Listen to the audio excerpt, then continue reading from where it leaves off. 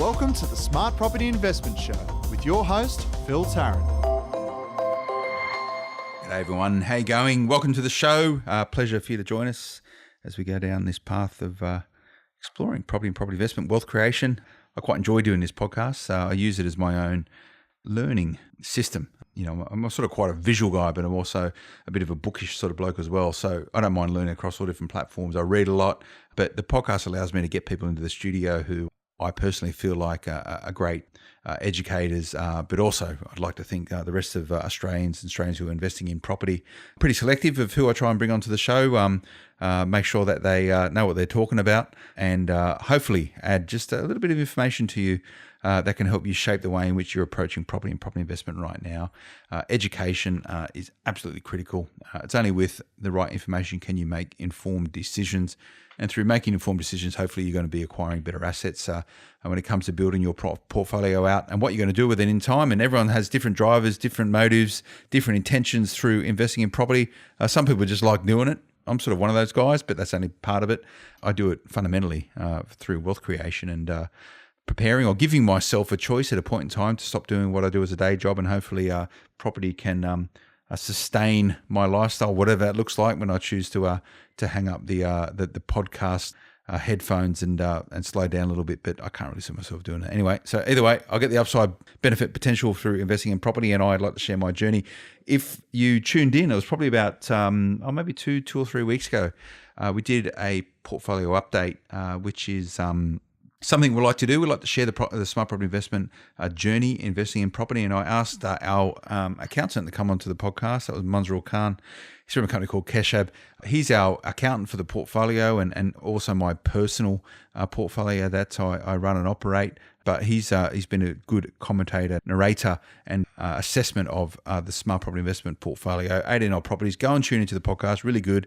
We had a chat about what we're doing, the way we see the world, and that sort of stuff. And I was conscious of time, so what I asked him to do was to come back in the studio to spend some time with us, talking a little bit more in general about what he's seeing in the property market, what he's doing, what his clients are doing, some of their fears around this current property market, and also just pick his brain on where you should be investing right now. And I typically ask him that question, and he normally tells me. So whether or not I can get that out of him today live on air, it'll be different to know. But anyway, Munzurul, how you going? Going to give us some secrets away? I would love to. Yeah? Thank you very much. Good to be here.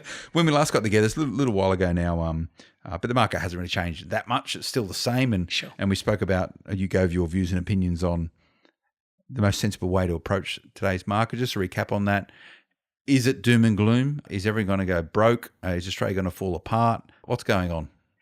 There's a lot of noise. There's a lot of noise on the market at the moment. So whether you look through any of the sort of the newspaper and many of the sort of the commentators and so forth, LinkedIn, there's a lot of noise. I suppose the poetism is that a sort of a entry-level investor, someone who sort of has done it only a few years, relatively youngish, is that they haven't seen the history.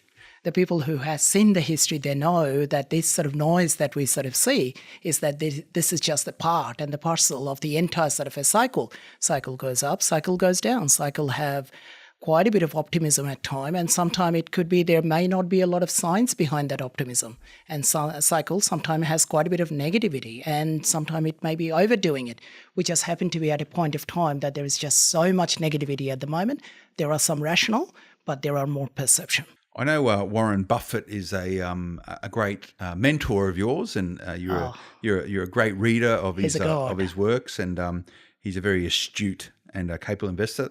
Hence the reason why he's probably one of the most wealthiest men in the world, and renowned globally for his attitudes towards investing. Now he would say that, and I'm not a big Buffett man, but he has some Buffettisms which most people know, and one of them is about when people are greedy, you shouldn't be investing. And when people are scared and fearful is when it probably should start representing some potential opportunities. Are we in one of those markets right now? And I've just paraphrased that. I don't know if I got that quite right, but sort of pretty much what his mantra is, isn't it? That's right, absolutely. And I think some of the analogies that he's sort of utilized quite a bit is that when you go into the barbecue, when you go into driving, and when you sort of the first point of the conversation is that when you're sitting down with someone in the driving is that, well, my property has done really well. And, you know, if we don't buy it within the next few months, it's going to go up by another another 30 odd grand or another 50 odd grand.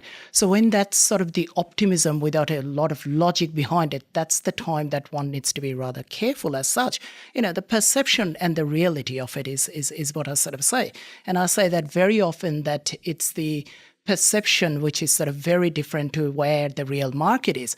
Very often when the perception is that the market doing exceptionally well means that the market arguably is probably getting a little bit overrated and getting a little bit overpriced as such. And on the other side of the equation is that when the perception is that there is just so much doom and gloom, as long as there is enough level of knowledge and understanding on the fundamental, that probably is arguably a good time to find fantastic deals. So to apply Buffett principles to the current Australian property market, and we're talking in particular Sydney, Melbourne. It's what's copying most of the noise within the media and barbecues and whatever else.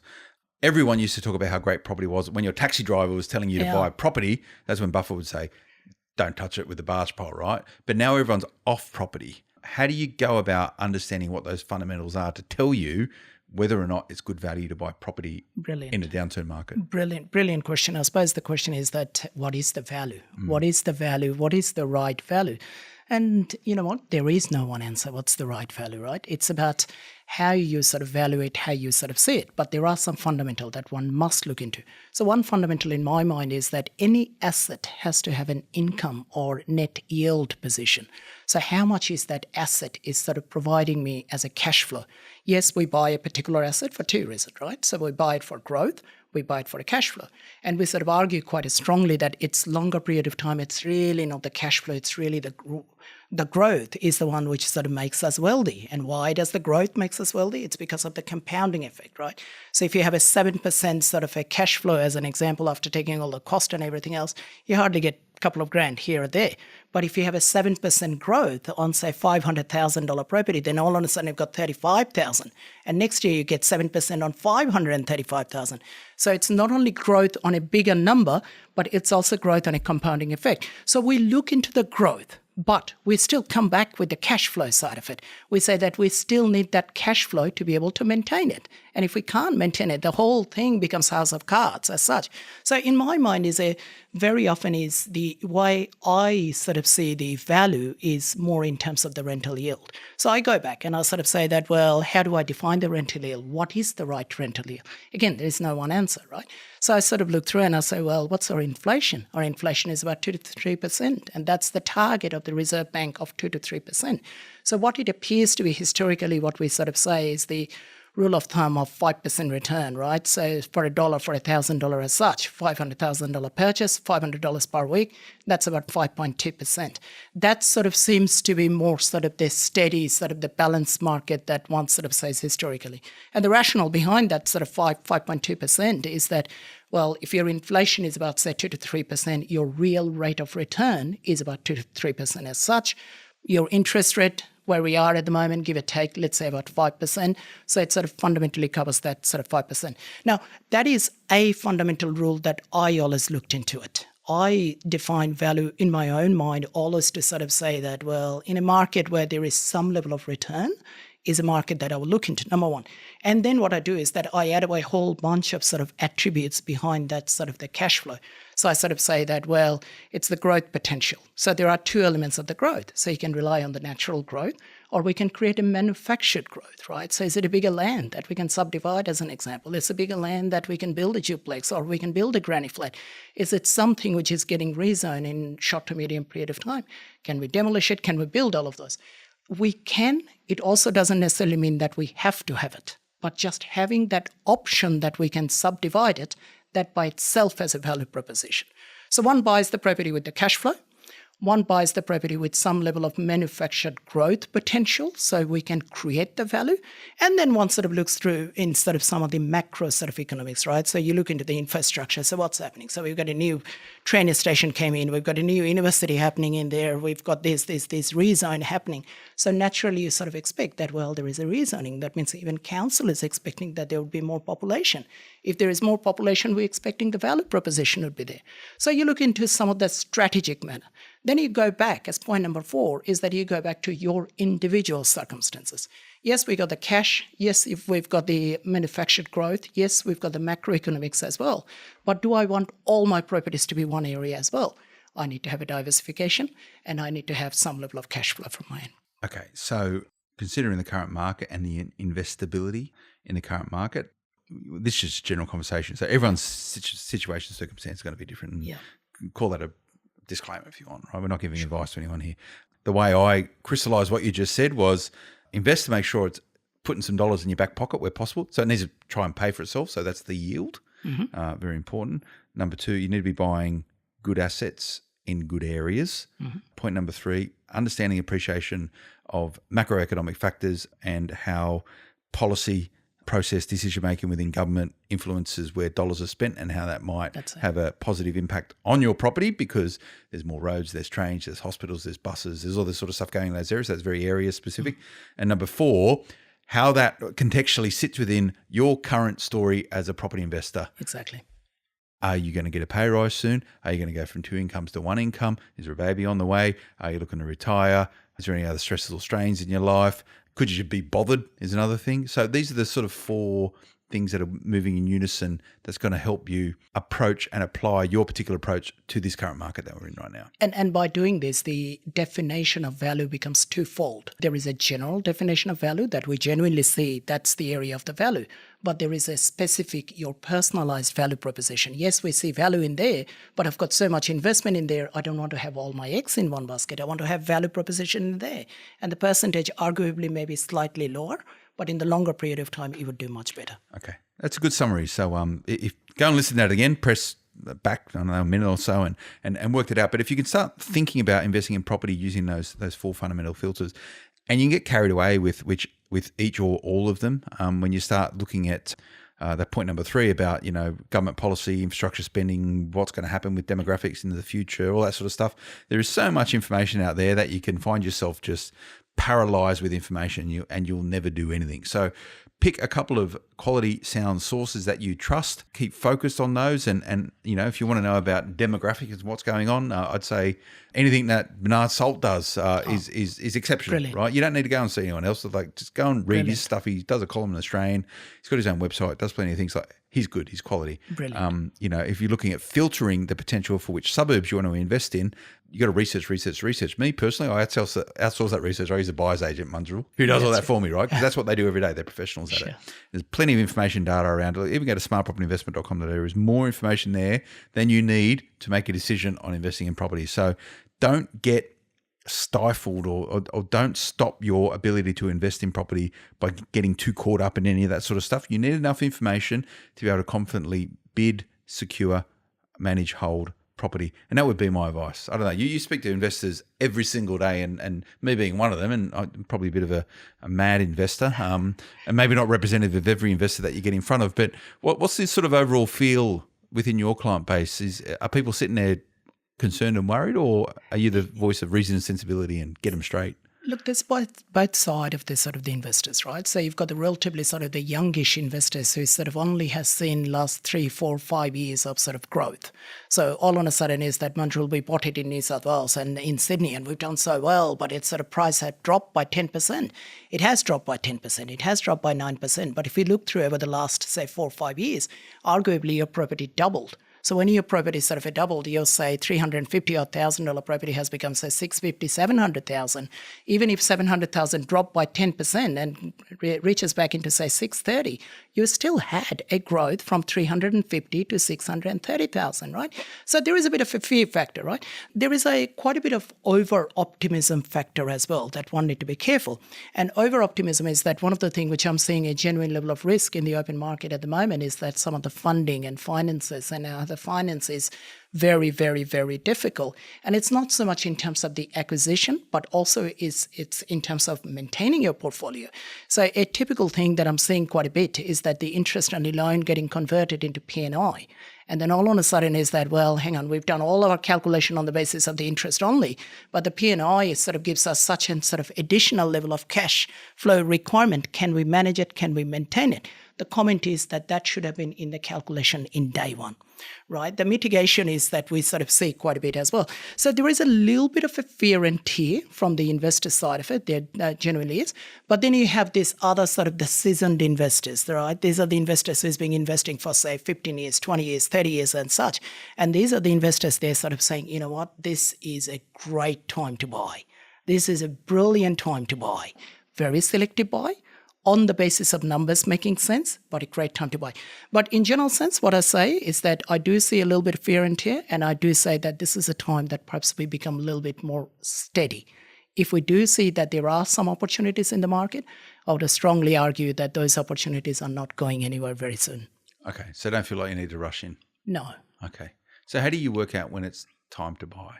Yeah, look, it comes back to the value again, right? So what is the sort of the right value? Where is my yield sort of making sense as an example? So I'll give you an example that I look into New South Wales. So if I just give one property example, my very first property I bought in New South Wales in Campbelltown sort of an area for about 120,000 back in 1999, 3-bedroom standard sort of nothing fancy sort of a home. And the rent was about $180 at that stage. To me, that's a good proposition at that stage. Why? Because the rental return was 7.88%, good value. Same property in 2003, as an example, increased all the way to about 320,000. The rent has only increased to up to about 220 or so. The return on that property in 2003 was hardly about 3%. And I would say that would be a not so good time to buy because the market has been overvalued. Then we look into the same property back, say in 2007, 2008 as an example, is that the price has dropped from 320 to 260 and it's sort of stayed at 260. But in the meantime, the rent has gone up to 350. And I would say that was a good time to buy again, the same property. The same property, I look back now and I sort of say that, well, it's probably sitting about 530 and the rent is only about 420 or so. So I sort of say, well, the number's not making sense. So it's not so much is the property as such. It's also, there is a bit of element of timing. Oh, it's all about timing. And that's a really good case study of how property market cycles move and how rental values and capital value aren't pegged. They don't move in a consistent sine wave with each other. They go at different rates. There's going to be times when the yield is better than the capital growth plan. There's going to be times when capital growth is going to far outpace any yield you get. And we've been through that process just recently where capital growth has been considerable. I think of some of the properties I have out in Mount Druitt where the rents from when we bought it to where they are today is not reflective in any way of the growth in the capital value of the property. So what's going to happen then as markets soften over the next sort of year or two or whatever, and then there'll be a period of sort of stagnation? Will yields start to improve? That's how cycles work, right? That's right. Because it's the invisible hand that the economist sort of says all the time, right? So market has a habit of sort of goes back into sort of the equilibrium over a period of time. It always balances out. It has to balance it out because otherwise the supply and the demand, they don't sort of correspond to each other, right? But while we sort of say that it goes to equilibrium, most of the time of the market is out of balance in one favor or not, right? So it will balance. And what it is that, again, if we look through that sort of the history side of it, what we sort of say that, well, generally speaking, the market is a bit of a tough market at the moment. It's a bit of a declining market, but I will argue against that in a second as well. But generally speaking, let's say that it is a bit of a declining market, and it may be a bit of a declining market for next few years or so. You will stagnate, and over a period of time, what people will start to sort of see that, hang on, the actual increase or decrease of the market is quite independent to your rental increase. Because rent is all about how many renters are there, right? So we've got our natural population growth. We've got our immigration. So there are more and more people who are looking for home, and that is natural. And while you have more and more people looking for home, but you don't have the new supply, so to speak, because the builders are not building. Why would he build? Because the market is going down a bit, if anything. So builders are not building. You don't have the supply, but you've got a lot more demand on the rent. So naturally, the rent sort of started to sort of increase until one day sort of all the investors sort of say, hang on, guys, is that the rents seem to make sense now. And the investors goes back to the market and the prices start to increase as well. So it's a bit of a, interconnected game, so to speak, over a period of time. But the disclaimer that I sort of say is that, well, I sort of say that it's a declining market, but there are markets within markets. There is no one market. I can say Sydney market is a declining market. I can show a number of areas in Sydney, which I personally think that there are some significant value proposition now. even in Sydney, as an example, in a declining market. I look into Brisbane, I look into some of the other estates, and I sort of say that, well, the cycle of some of the other estates are very different to Sydney market, right? So you always can find a deal as long as the numbers make sense. I'm happy you said that because my comment was going to be, Phil and Munzurul, that all sounds good. Very academic. You know, tell me something. Tell me something. That's all good. Yeah. You're smart blokes. You know what you're talking about, right? That's so. I hear people saying that, and I go, I get that, right? I go, all right. So the question to you, Munzurul, is putting aside all that stuff, what do I buy and where do I buy it? Give us something tangible. And this is just your view. Yeah. And it's a very learned opinion, no doubt. But other people are going to have different opinions. And my suggestion, go and hear what a whole bunch of people are talking about, and it might help you make a decision. But what are you buying? You know, and what are your clients buying, and where are they doing that? I think the first comment which I'll sort of say that what do we buy, where do we buy, what do we do? When we sort of answer this question, the very first comment which I'll say to myself is that I, as an investor, let's say, I need to sit down with my own goals. I need to sort of go through and say, let's go through number one as a fact finding. Where am I cash flow wise at the moment? Where am I asset wise at the moment? Where am I in terms of my life as such, right? What's my income at the moment? What can I afford? So that's a fact finding. So knowing yourself is a step one, whether it is with a professional, whether it is by yourself, step one. Once we know where we are, based on our circumstances, we sort of say that, well, that is the amount of the cash flow sort of negativity, so to speak, that I can afford, or I can't afford it. On the basis of this, we go to the bank and we sort of say that, well, what's our budget? What can I do? I mean, I would love to buy in different areas, but if I can't get the funding, I can't buy it.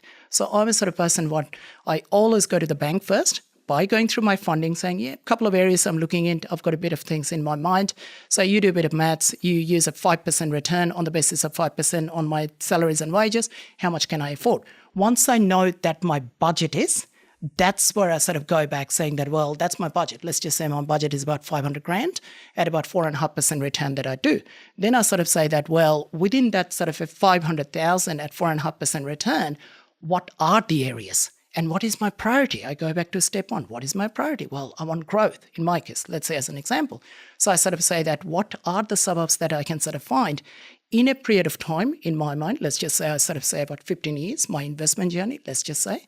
In future, I say, well, in 15 years, which are the areas that I can sort of see the growth within that bit of sort of the capital as such. So you can see the whole journey, where do I buy, how do I buy? While there is no one specific answer, there is a lot of science behind it. There is a lot of calculation behind it. The last comment which I'll sort of say, the other side of that science is that analysis and not to be over-analysis and paralysis, right? So there is a gentleman who was sort of speaking to me the other day, and we were speaking quite a bit about entrepreneurship and what's the definition of the entrepreneur and who are the entrepreneur. And I would strongly argue that all property investors in one shape or form are entrepreneur, right? And as an entrepreneur, in my mind, that there are two things. You always go with the science, but at the end, you still make a decision with the heart. Okay. So where do you buy?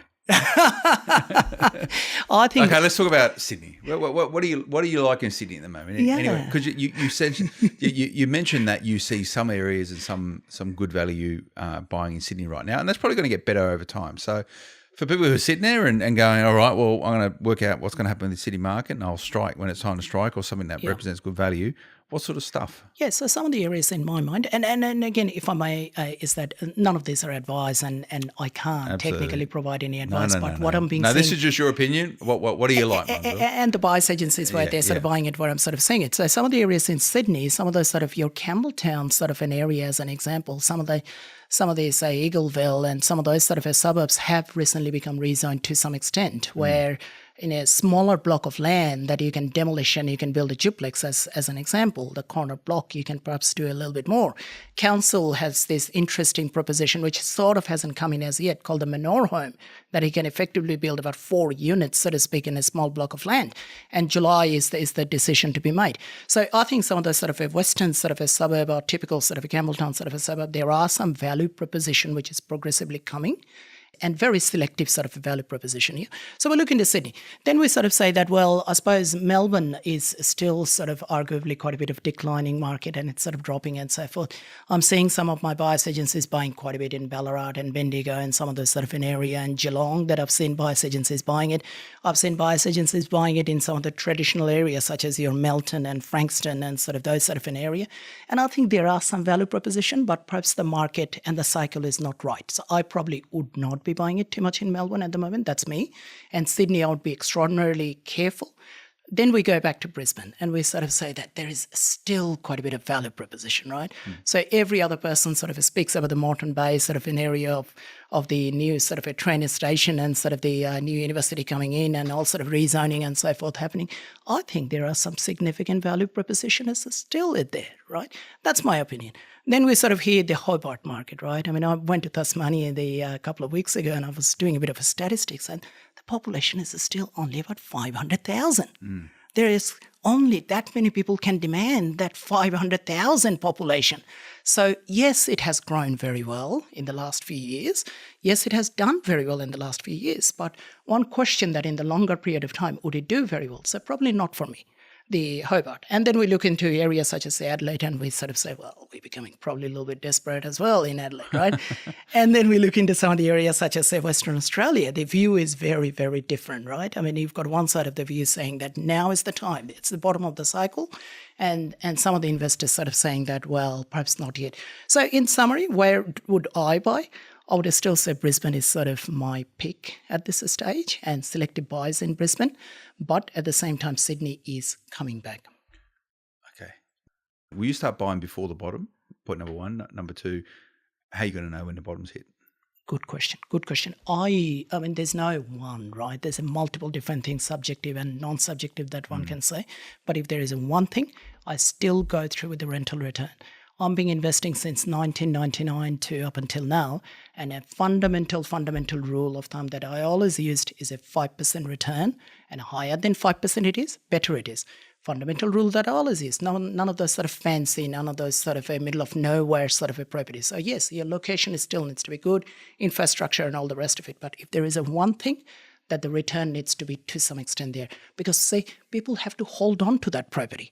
And if you can't hold on to the property, you don't have that bottom of the cycle as yet, and the prices will continue to drop. But if you have a 5% or higher level of return, that gives you just enough that you can hold it even if the prices are dropping.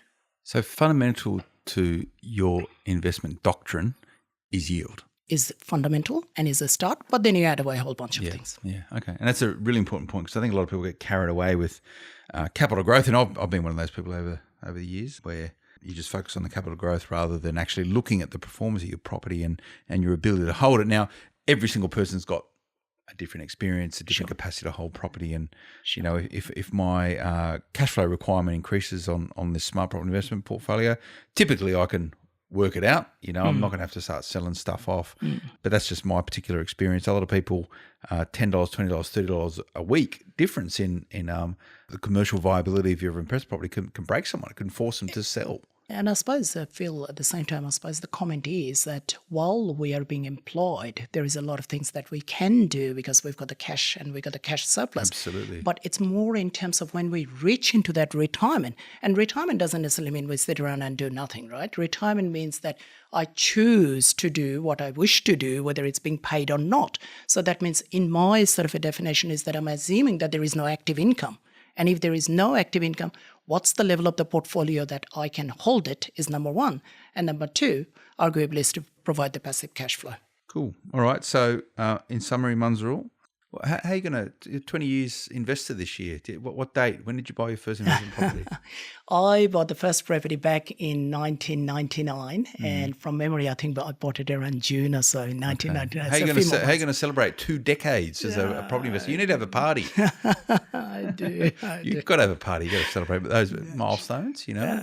Thank you. But for you, as on a personal level, it's actually been a good journey of wealth creation investing in property. I loved it. And in my wildest imagination, I would not be anywhere near to where I am today when I started the journey. So it's beautiful. I might get you back in and we can celebrate it with a podcast. But before we do that, the one thing you would do differently with 20 years of experience?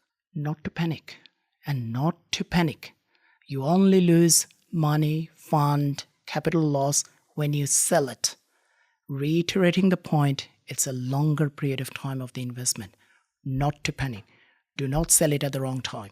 A perfect way to finalise this conversation. And I completely agree with you, Munzurul. So thank you. Thanks for coming in and sharing all this sort of stuff. And if you've got any questions for Munzurul or just any of the concepts, I guess, we've talking about, or theories or doctrines, whatever, in this particular podcast, email us, editor@smartpropertyinvestment.com.au, and I'll make sure I get that. If you've got any questions for Munzurul, go same address, editor@smartpropertyinvestment.com.au, and I'll flick it on and you can chat to Munzurul, whatever you want to talk about. Really cool. Remember, smartpropertyinvestment.com.au. If you're not yet subscribing to our daily morning newsletter, so you're the first to know what's happening in property and property investment, it's smartpropertyinvestment.com.au/subscribe, or go to social media, search Smart Property HQ. You get all your info there.